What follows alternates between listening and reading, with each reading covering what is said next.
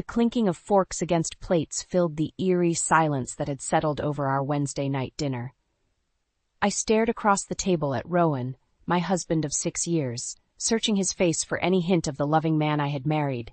But his eyes avoided mine as he shoveled pasta into his mouth with unusual urgency. My gaze drifted to his phone lying next to his plate. A notification blinked tauntingly, as though begging me to swipe it open. Against my better judgment, I surrendered to temptation. Rowan didn't even notice as I leaned over and thumbed the unlock code. His acting skills had become that convincing. The message glared at me like a lurid accusation. "Can't wait to feel you inside me again. Meet at our place in an hour?" The sender's name, Marcella. I read it again, my heart thudding as the words burrowed into my consciousness like shards of broken glass. So this is why he'd been distant lately, coming home late without explanation, his attention continuously wandering to whatever sordid thoughts consumed his mind. "Everything okay, honey?" Rowan asked, snapping me out of my daze with that perfectly innocent tone he'd perfected over God knows how long. I slid his phone across the table, unable to find any words.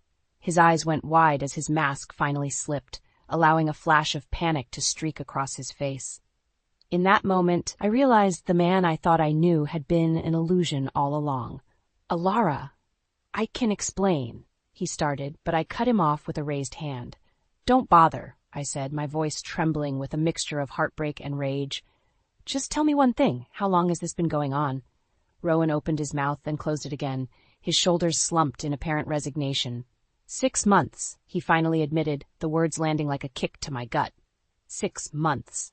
Half a year of lies and deception, while I blissfully carried on, tending to our home and planning a future with a man who had already checked out of our marriage. "Who is she?" I demanded, though I already knew the answer. Marcella, the beautiful 20-something interior designer that had worked on a project in Rowan's office. He let out a bitter chuckle. "Does it really matter? She's someone who made me feel things I haven't felt in years."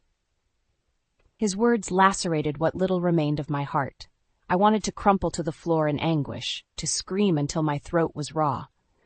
But I refused to grant him the satisfaction of seeing me so thoroughly broken. Mustering every ounce of strength, I rose from my chair and headed for the door, grabbing my purse along the way. "Where are you going?" he called after me, the first traces of concern entering his voice. I turned back to face him, my vision blurred with unshed tears. "I'm leaving," I stated, my voice dripping with finality. "And when I get back, you'd better be gone, because I don't even recognize you anymore." Yanking the door open, I stormed out into the night, each step away from my sham of a marriage fortifying my resolve. I had been a fool to believe in the picture-perfect life we had constructed together, but that illusion had finally shattered, irrevocably broken beyond repair. I spent a restless night at a hotel, tears streaming down my face as the full weight of Rowan's betrayal crushed me. How could the man I loved, the man who vowed to cherish me, have so callously thrown away our marriage? The next morning, blinded by hurt but determined to take action, I contacted a private investigator recommended by a friend who had gone through an ugly divorce. Within 24 hours, he had uncovered a sordid trail of evidence that left me shaking with rage and disgust. Rowan hadn't just been having a fling with that vapid interior designer Marcella.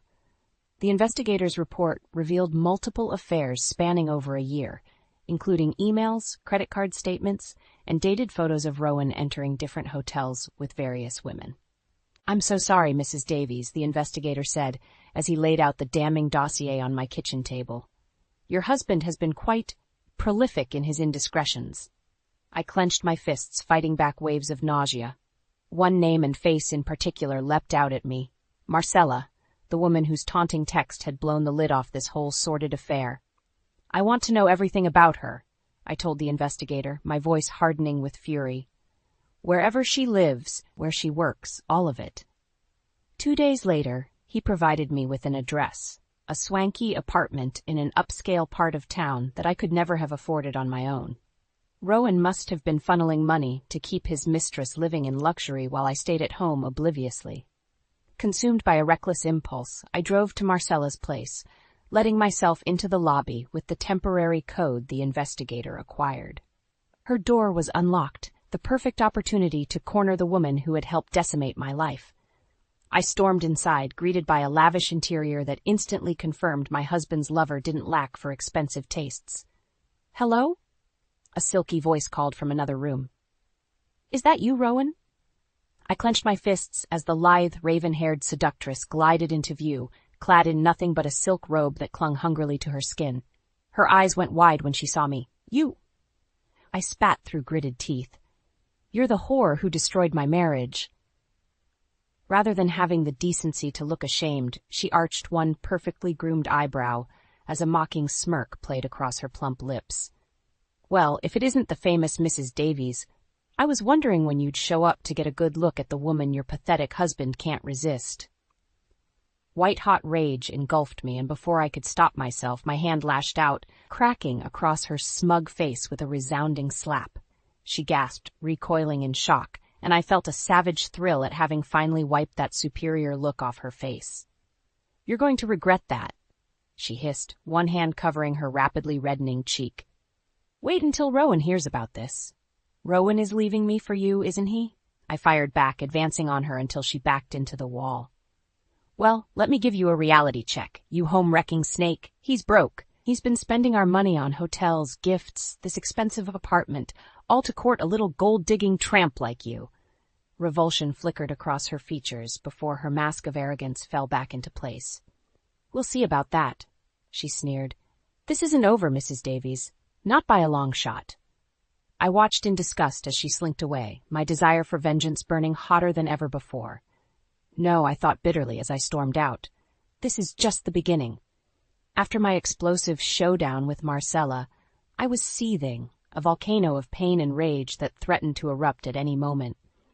I stormed back home, unable to think of anything but tearing that smug look off the homewrecker's face once and for all. Rowan was already there, having moved his essentials into the guest bedroom at some point during my vengeful errand. His eyes went wide when he saw me storm through the front door. "Alara, what's going on?" he asked, alarmed by the thunderous expression on my face. I didn't bother responding with words. Instead, I flung the damning evidence compiled by the private investigator across the room, letting the printed emails, photos, and financial statements flutter to the floor like confetti. Rowan paled as he scanned the incriminating documents, seemingly comprehending the full depth of his sins for the first time. "You've been having multiple affairs," I stated, keeping my voice dangerously level. "For over a year, by the looks of it. And that's not even the worst part." I held up a different sheaf of papers, these ones detailing the exorbitant sums Rowan had been funneling into a hidden account, no doubt to bankroll his luxurious trysts with his mistresses. "The money, Rowan," I hissed. "How could you steal from our own accounts to wine and dine your whores?" Instead of contrition, anger flickered across his features. He drew himself up to his full height, anger radiating off him. "Don't you dare take that sanctimonious tone with me," he shot back. "You're the one who drove me to this, Alara. Our marriage has been a miserable, lifeless husk for years. Can you really blame me for finally finding happiness elsewhere?" My jaw dropped at the outrageous reversal, my shock quickly hardening into white-hot fury. "Finding happiness?" I echoed in disbelief. "With that home-wrecking bimbo Marcella? She's not some deep, enlightened woman, Rowan. She's a manipulative little gold digger who's been bleeding you dry." For the first time, doubt crept across his expression. But whatever he thought of my accusation, his stubbornness kept him from acknowledging it. "That's enough," he said coldly. "I want a divorce, Alara. In fact, I already contacted my lawyer to start the process. I'm done with your judgmental nagging and this miserable existence of a marriage." The blunt words pierced what little remained of my heart. I recoiled, feeling the room start to spin around me as the weight of my shattered world came crashing down. Through blurred vision, I could make out Rowan gathering up his belongings and storming out the door without a backward glance. Just like that, it was over. My dreams, my life as I knew it, obliterated in one fell swoop by the man who once vowed to love and cherish me until death did us part. Some vow. Crumpling to the floor amidst the scattered remnants of my marriage, I finally surrendered to the urge to scream, an anguished wail that cleaved through the shell of numbness enveloping me. I screamed until my throat was raw, purging my soul of the trauma that had been inflicted upon it. But as my howls subsided, an uncharacteristic sense of clarity settled over me. Through my bleary gaze, I noticed a familiar rectangular shape peeking out from one of the folders, the deed to our family home, bearing my name and mine alone. In the midst of my father's estate planning years ago, he had insisted on putting the house solely in my ownership, just in case. At the time, I thought his distrust of Rowan was merely a symptom of his cantankerous nature. But now, as the first embers of vengeance kindled in my chest, I gave silent thanks for my father's foresight. I wouldn't be left with nothing after this devastation. No, with the deed secured in my hands, I would strike back and rebuild from the ashes Rowan had strewn around me. If he wanted war, so be it, for I was just getting started. The next few days passed in a blur of anguish and fury. I spent many sleepless nights poring over the files compiled by the private investigator, my eyes burning from the effort of holding back tears. But those tears wouldn't solve anything. Only decisive action would ensure I emerged from this nightmare with my pride and financial security intact. Armed with reams of evidence detailing Rowan's serial infidelity and financial misconduct, I marched into the office of Diane Hastings, one of the most tenacious divorce attorneys in the city. She was a shark in kitten heels, and I would need every ounce of her ferocity. Diane flipped through the documents with a practiced eye, her polished veneer cracking just slightly as she absorbed the lurid details. "Good God," she muttered, removing her glasses to stare at me in disbelief. "I've seen some philandering dirtbags in my time, but your husband is a prime specimen." I managed a weak smile at her candor. "Can you help me, Diane? I want to take him for everything he's worth." A feral grin spread across her lips. "With evidence like this, he won't know what hit him." Over the next few weeks, Diane and I constructed an ironclad strategy to decimate Rowan's finances and hold him accountable for his prolific indiscretions. We would not only freeze any assets he'd stashed away to fund his tawdry second life, but pursue a punishing alimony figure given the extent of his betrayal and financial misdeeds. "This Marcella woman is the key," Diane told me, tapping her pen against a photo of the smarmy homewrecker. "If we can establish that she knowingly carried on an affair with your husband to extract monetary gain, we can pursue her personal assets as well. And trust me, that interior design gig pays for a lot of silicone." My heart raced at the prospect of making Marcella face the same reckoning that Rowan was about to receive. Ever since our venomous confrontation at her apartment, she had slithered out of sight, no doubt waiting for her lover's bottomless wallet to continue funding her lavish lifestyle. Well, she would be in for a rude awakening, just like the scorned wife. In the meantime, Rowan had gone suspiciously silent, no doubt stewing in denial while dreaming of a fresh start with his mistress-turned-fiancé. If only he knew that our once loving relationship was about to mutate into a blood-soaked legal war that would leave him destitute and disgraced. At last, the storm broke when Diane hand-delivered a blitzkrieg of paperwork to Rowan's rented apartment, a motion to freeze all of his assets based on evidence that he had grossly misused marital funds to carry out his affairs. He would have no choice but to limp into court and confront the devastation he'd wrought. The look of abject horror on his face when we met for the first hearing was almost worth enduring his sadistic betrayal. His arrogant mistress was nowhere to be seen. Perhaps she'd finally wised up and cut her losses before I dismantled her meal ticket. Rowan's disgraced expression turned to outrage as Diane mercilessly outlined the exhaustive evidence detailing his sordid double life, from bank statements to hotel receipts bearing the names of his mistresses. His lawyer could only sputter impotently, overwhelmed by the scorched earth case we had prepared. "You're making a big mistake," Rowan snarled after the humiliating proceedings, flagging me down in the courthouse lobby. For a fleeting moment, the man I had once loved flickered in his eyes. "Alara, we can stop this. We can work things out, start over." I regarded him with icy disdain as Diane looked on, ready to pounce if he dared to push further. "Did you honestly think I would just slink away and let you ride off into your pathetic second life?" I asked, reveling in the sting of my words. His face hardened, his features twisting into an unrecognizable sneer. "You're gonna pay for this, you vindictive bitch." Diane immediately stepped between us, her hand raised in warning. I flashed her a reassuring glance. After everything he'd put me through, his impotent threats bounced off my newfound armor of indifference. "Believe what you want," I said, turning to walk away. "I want you to remember one thing as we proceed forward. You brought this upon yourself, Rowan, and I'm just getting started." In the aftermath of that explosive first hearing, the legal battlefield between Rowan and I devolved into a morass of vicious mudslinging. His lawyers accused me of fabricating evidence, of secretly meeting with other men to manufacture his indiscretions. A rich claim, coming from a man who had been paying for not one, but multiple mistresses over the course of our marriage. I simply steeled myself against the slander, focusing on the righteous fury burning within me every time I thought of his betrayal. Diane assured me these were merely desperate gambits to create smokescreens. "The evidence trail doesn't lie," she stated with sterile confidence. "All we need is for one crack to appear in his sordid facade, then his entire life crumbles." Fate seemed determined to provide me that crack in the most unlikely of ways. While updating the private investigator on the latest legal wrangling, he made an offhand comment that stopped me cold. "That Marcella woman certainly gets around, doesn't she?" I froze, my hand clenching around the phone. "What do you mean by that?" "I've been doing some digging on Miss Perfect," he explained. "Turns out she's not just shacking up with your soon-to-be ex. I have proof she's also entertaining an older, wealthier businessman on the side." White-hot indignation blazed through me at the thought of that smug, silicone-saturated snake pulling the same duplicitous act on multiple men. So much for her claims of being some love-struck victim of circumstance.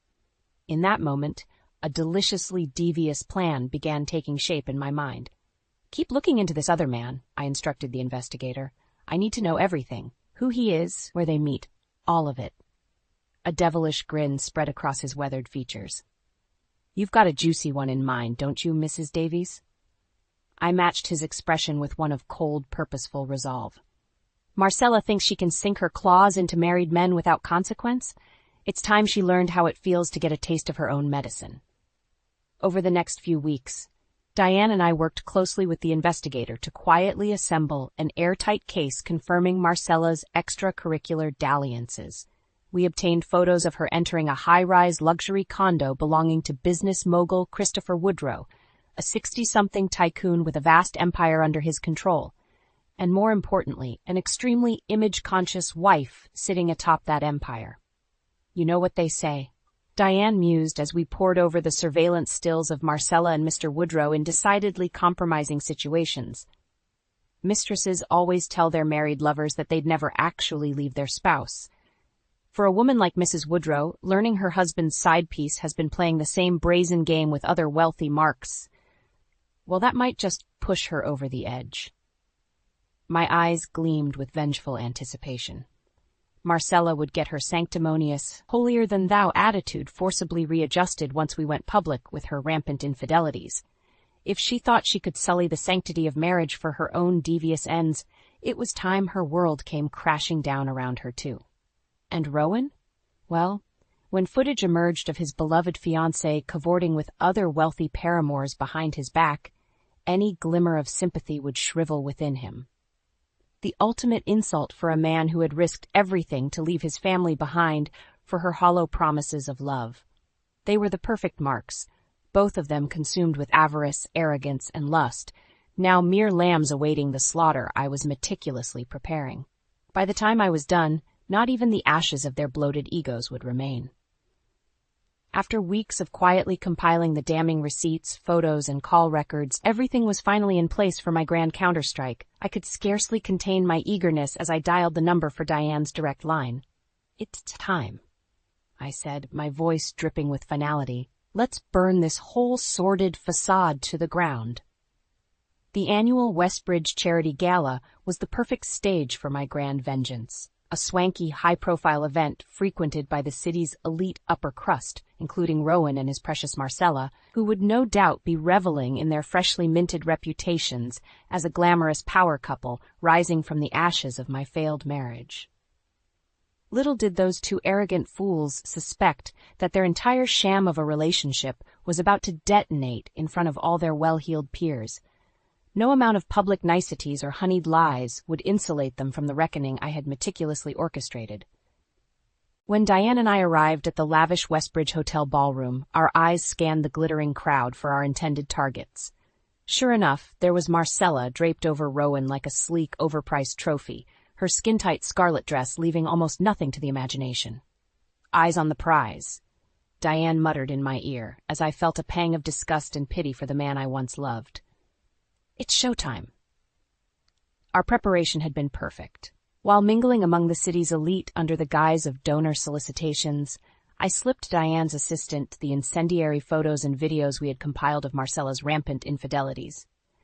Our evidence bombshell was ready to detonate. Within minutes, the first whispers began rippling through the crowd like wildfire. All around us, guests gasped and pointed iPhones as the undercover, salacious shots of Marcella cavorting with her elderly tycoon lover went viral. Someone must have recognized the infamous Christopher Woodrow. The cheating scandal quickly took on a life of its own, spreading like a plume of radioactive gossip. Diane and I feigned innocence as partygoers gaped in scandalized rapture.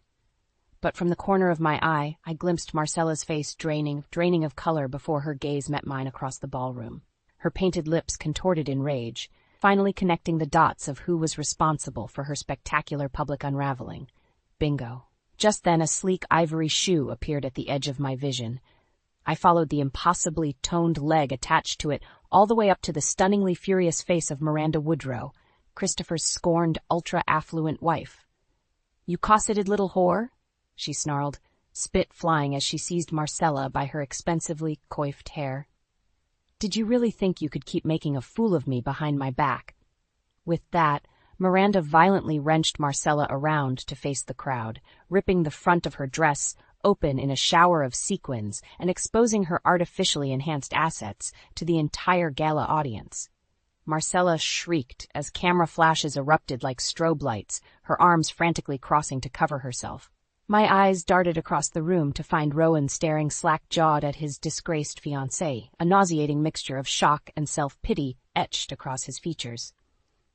I watched with perverse satisfaction as comprehension dawned on his malleable face. Marcella had merely been using him as another wealthy plaything to bankroll her lavish needs. What a perfect poetic justice, that the two people most responsible for nuking my life from orbit were now facing the same brutal humiliation on the grandest stage imaginable. As Marcella finally broke free from Miranda's clutches and fled the ballroom in hysterics, Rowan turned toward me with a haunted, soulless stare.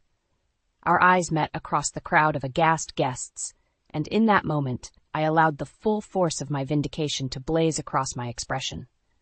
"You did this to yourself." I mouthed the words for his benefit, letting their implication linger like the pungent aroma of schadenfreude wafting through the air. His jaw clenched as he gave the briefest of nods, a reluctant admission that I had indeed exacted the ultimate retribution from my former life. With that, he turned and stalked away from the gala through a quickly forming void in the crowd, leaving utter debasement and ruin in his wake. I sipped my champagne, allowing the delicious moment to linger on my tongue as Diane materialized at my side. "Well, Mrs. Davies," she murmured with a proud smile, "I do believe this evening has been a full and resounding success, don't you?" A savage grin stretched across my face as I surveyed the catastrophic scene my vengeance had wrought. "You don't know the half of it," I replied, "but I have a feeling this is just the beginning of something beautiful." In the aftermath of the Westbridge Gala calamity, Rowan did what any disgraced, recently humbled man would do. He came slinking back with his tail between his legs, begging for mercy. I'll admit, seeing him reduced to a shell of his formerly arrogant self provided a wicked sort of satisfaction. Gone was the cocksure bravado, the unearned superiority and callous indifference to my pain. Now, sitting across the table from me in Diane's office, he looked more like a kicked stray than my husband of 6 years. "Alara," he croaked as I eyed him with unconcealed disdain, I don't know what to say. What happened with Marcella? God, I was such a fool." I said nothing, letting the silence fester until he visibly squirmed under my pitiless glare. I know I can never take back all the hurt I caused you, he continued, shamefaced. But I'm begging you from the bottom of my heart, please, give me one more chance. Let me make things right between us. A harsh bark of laughter escaped my lips before I could stop it.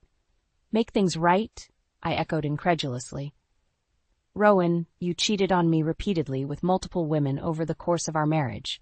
You funneled money, you lied, you manipulated me at every turn. What on earth makes you think you deserve a second chance at anything from me? His eyes went wide, realizing the magnitude of his transgressions for perhaps the first time. I was destroyed when I saw you with Marcella, he stammered. She was just using me, like some pathetic meal ticket to bankroll her lifestyle. When that footage got out, I realized how blind I'd been, how terribly I failed you as a husband by letting my lust spiral so completely out of control. I regarded him stonily, refusing to let his carefully rehearsed pangs of remorse disarm me. Not after watching him callously tear my life asunder in pursuit of temporary pleasures. Do you have any idea how it felt? I asked, my voice low and menacing. To have the man I loved, the man I built a life and future with, not only betray me, but humiliate me in the vilest way possible over and over again. To learn that you had cast me aside like some meaningless burden in favor of chasing disgusting trysts with interchangeable whores? Rowan visibly wilted as the weight of his sins settled over him in palpable waves. I could see the self-loathing and regret contorting his features into a pathetic mask of shame. Good. He was finally getting a taste of the anguish he had so blithely inflicted upon me. I was a monster, he said hoarsely. A selfish, vile monster who didn't deserve an ounce of your unconditional love. I don't expect your forgiveness, Alara. I just hope I can make amends somehow. Even if it takes giving you every last penny I have. Anything to stop being this despicable person I became. Revulsion churned in my gut as his sniveling pleas washed over me. As much as I longed to revel in his suffering, the thought of indulging his desire for penance turned my stomach. I was no longer the malleable, naive woman he married. I would never allow him to manipulate me through feigned contrition ever again. Rising to my feet, I looked him dead in the eye and saw the faint glimmer of hope that I might offer him the absolution he suddenly craved. That glimmer was immediately extinguished by my next words. I don't want your money, Rowan. I want your absence from my life. He flinched as if struck, his hangdog expression melting into one of naked shock. You mean... Don't play dumb, I snapped, resisting the urge to slap that look off his traitorous face. After everything you've done, every line you blithely crossed with your tawdry indiscretions, do you really think I would be naive enough to let you wriggle back into my life? But Alara, But nothing, I seethed, leaning across the table until I was mere inches from his pathetic countenance. If you agree to these terms right here, right now, I'll ensure this divorce is over swiftly and you can slink off into whatever debauched second act you have planned. But you will never, and I mean never, ask for my forgiveness or understanding. Do you hear me? You lost that right the second you started using our marriage vows as toilet paper. Rowan could only gape soundlessly, seemingly grasping for words that wouldn't come. Diane placed the paperwork on the table between us, offering a phantom of a nod. Your choice, Mr. Davies, she intoned, the rows of tiny font suddenly looming larger than life. You can either dig your heels in further, or accept these very generous terms and grant Mrs. Davies the peace of mind she deserves to move on once and for all. The silence stretched out like an eternity as I watched the kaleidoscope of emotion flicker across his face. Indignation, shame, bitter acceptance. Finally, with a grunt of resignation, he snatched up the pen and scrawled his name across the dotted line, cementing our divorce into inevitability. Our eyes met one final time, and I allowed the ghost of a triumphant smile to crease my lips at his chastened expression. You'll never hear from me again after this, he said through gritted teeth. But I hope you find the peace you're looking for, Alara. You deserve far better than the depraved bastard I became. With that parting remark, he turned and strode out of the office, the leaden weight of his failure dogging each dejected step. I watched until his retreating back disappeared down the hallway, releasing a breath I hadn't realized I'd been holding. It was finally over. The man who once meant everything to me was now expunged from my life like a cancer.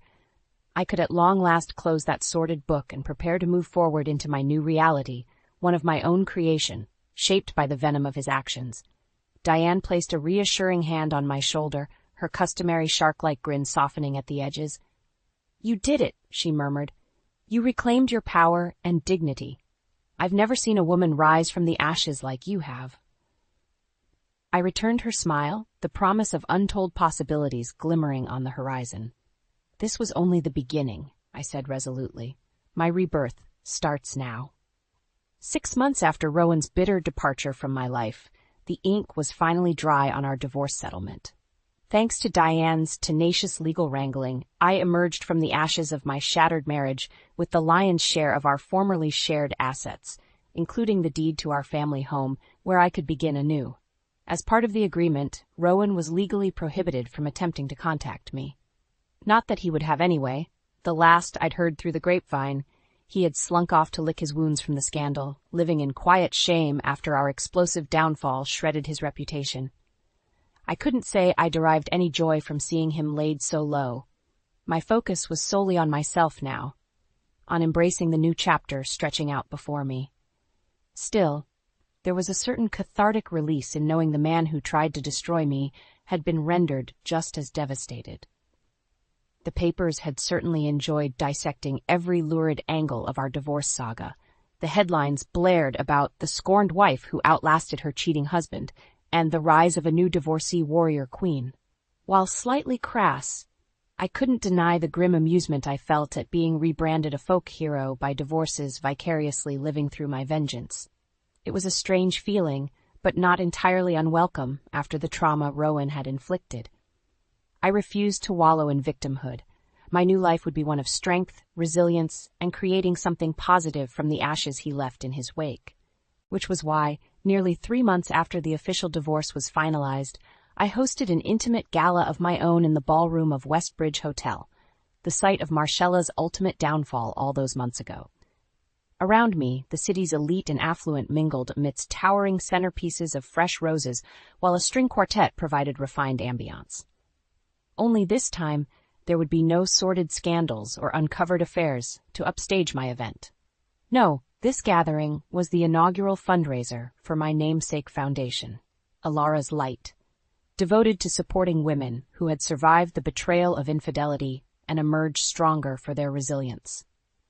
My speech that night drew thunderous applause from the well-heeled crowd as I outlined the organization's mission to provide counseling, legal aid, and financial assistance to struggling divorcees in need. A portion of the millions I had secured from Rowan would seed my foundation's crucial early days. "No woman should ever feel helpless in the wake of a spouse's betrayal," I proclaimed from the podium, scanning the rapt audience with rejuvenated poise. "With compassion and community, we can help uplift lives from the devastation and allow them to flourish anew, just as I was empowered to do in my own journey." After the remarks concluded, a line quickly formed of well-wishers and prospective donors eager to pledge support to my cause. I greeted each one with a warm smile, my heart swelling with pride and purpose. Who could have fathomed that this dignified, self-assured woman holding court over a throng of admirers was the same broken soul lying shattered on her kitchen floor only a year ago? The transformation was nothing short of a miracle, a raw testament to the power of cunning, resolve, and the merciless pursuit of justice. I was so invigorated by the night's success that I barely registered the presence of a newcomer waiting patiently at the back of the well-wisher line. He was a trim, handsome man in his early 40s, with striking hazel eyes that gleamed with an unmistakable hint of admiration. "Mrs. Davies," he said warmly as his turn arrived, his voice carrying the faintest lilt of a British accent. "I must commend you on such a worthy and impactful mission. Your story of overcoming such unthinkable heartbreak is nothing short of inspiring." I arched an eyebrow, intrigued despite myself by his effusive praise and polished demeanor. Up close I could make out the slim-fitted tuxedo and coiffed sandy hair that definitely belonged to a man of considerable means. "You're too kind, Mr. Douglas," he supplied with a roguish smile. "Nigel Douglas. A good friend of Christopher Woodrow's, actually. though I suspect we travel in rather different circles these days after his personal unpleasantness. My lips twitched in amusement at his deft understatement.